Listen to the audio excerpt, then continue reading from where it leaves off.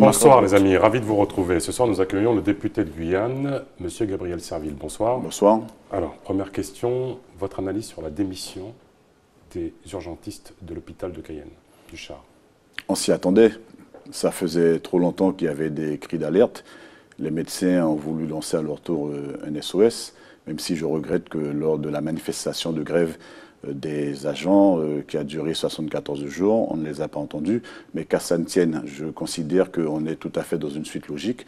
Vous avez condamné leur spectaculaire démission ?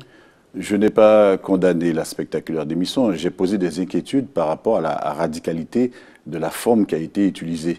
Même si je comprends tout à fait qu'il y ait des cris d'alerte, mais après j'ai pris le temps de discuter à la fois avec les médecins démissionnaires, avec la direction et avec le président de la CME, et je me dis qu'il y a à prendre et à laisser.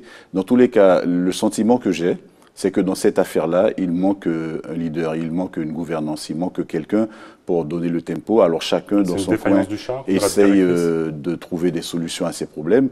Je ne dirais pas que c'est une défaillance du Char, je dirais que c'est une défaillance de l'Agence régionale de la santé, parce que quand on regarde les textes, c'est elle qui a la responsabilité d'organiser le système de santé publique sur le territoire. Je considère que... La préoccupation, c'est de dire, ce n'est pas un problème de budget, c'est un problème d'attractivité. Est-ce que vous êtes d'accord avec cette analyse ? Le problème, il est multiple. Que ce soit le Non, mais le problème, il est multiple, et c'est ce que j'allais dire. L'ARS a la responsabilité. Il faut de l'argent, bien évidemment. Il faut l'attractivité. L'attractivité passe des fois par l'argent, mais l'attractivité du Char ne dépend pas que du Char. Lorsque vous avez un médecin qui vit en Guyane et qui a du mal à se loger, qui n'arrive pas toujours à trouver une école pour scolariser son enfant, ça ne dépend pas du Char. Lorsque certains vous disent qu'ils ne vont pas venir en Guyane parce qu'il y a trop d'insécurité sur ce territoire, ça ne dépend pas que du Char. C'est un tout. C'est le territoire de la Guyane lui-même qui manque d'attractivité par moment.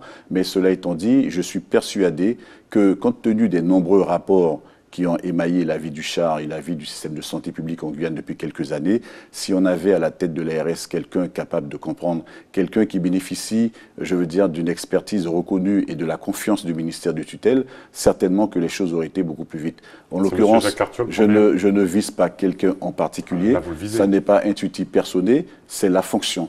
Je vise la fonction qui n'est pas correctement assumée. Au-delà, donc, ce malaise du Char traduit un état d'exaspération totale au niveau de la Guyane. Encore une fois, et vous l'avez dit vous-même, parce que vous intervenez beaucoup, vous communiquez beaucoup, tous les voyants sont au rouge.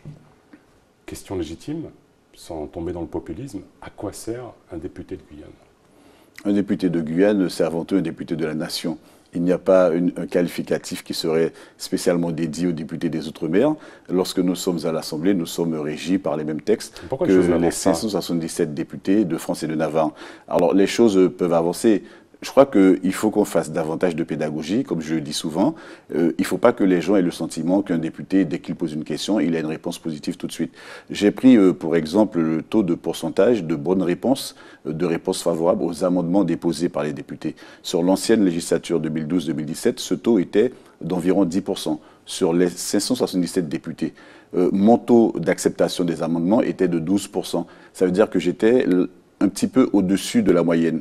Dernièrement, lorsqu'on a travaillé la loi Asile et Immigration, le taux d'acceptation des amendements est environ de 10%. C'est-à-dire qu'il y a beaucoup de députés qui posent des amendements, lesquels amendements ne sont pas retenus par le gouvernement. Donc il y a effectivement à comprendre qu'il ne suffit pas de claquer des doigts pour que les choses tombent du ciel. Par contre, j'ai cité deux exemples très récemment pour montrer que par moment, avec de la persévérance, et c'est ce qu'il nous faut le plus, on peut arriver à nos fins. C'est la demande que j'avais faite à l'époque pour diminuer le montant de l'allocation pour les demandeurs d'asile. J'avais demandé de la supprimer. Et puis, il y a les recettes issues de l'or saisi sur les sites illégaux en Guyane pour lesquels on a obtenu satisfaction. Donc, il y a des choses qui avancent. Personne ne vous fera ici le procès d'une inactivité parce que vous êtes actif au niveau de l'Assemblée. Mais pour revenir à la question que vous posiez... 80% des accords de Guyane qu'on présentait comme le remède miracle sont engagés et pourtant on a l'impression qu'on s'enfonce, qu'on s'enfonce, qu'on s'enfonce. Alors, moi, je ne vais pas défendre la manière dont les accords de Guyane ont été ni conduits ni mis en œuvre. Pourtant, vous les avez suivis. Cela étant dit, oui, j'ai suivi, mais vous savez à quel point je ne suis pas d'accord sur le fond. Je ne reviendrai pas sur la forme. Je prends un exemple. S'il y a 250 millions d'euros qui sont prévus, répartis sur 5 ans pour la construction de collèges et de lycées, on sait pertinemment que ce n'est pas de l'argent sonnant et trébuchant qui va tomber sur la table tout de suite. Donc, c'est pour ça que je disais au gouvernement et au ministère des Outre-mer que pour que notre population comprenne le sens des accords et la manière dont les accords sont mis en œuvre, il faudrait qu'ils nous dotent d'un vrai document comptable, un vrai document de référence qui permette à la fois aux élus, mais également à la population de mieux comprendre le cheminement qui est mis en place. Et ce document-là, je n'arrive pas à l'avoir. Vous savez, la ministre nous a remis ces petits papiers que je peux montrer. C'est de beaux documents. C'était 18 septembre 2017. Là, c'est celui du 18 avril 2018. C'est des beaux documents qui sont en couleur, avec des petites photos, avec des petits textes. Moi, j'ai dit à la ministre, ça ressemble à une BD qui a été faite pour enfants. Alors moi, j'ai récusé totalement ce mode de fonctionnement et j'ai demandé qu'on nous mette à disposition un vrai document comptable qui nous permette d'avoir une parfaite visibilité de ce qui a été fait. Quelle est la part de l'État, quelle est la part de l'Union européenne, quelle est la part de la CTG, comment ces projets vont s'inscrire dans la durée entre 2017 et 2020, 21, 22, 23. Ben, en guise de réponse, voilà ce que j'ai eu.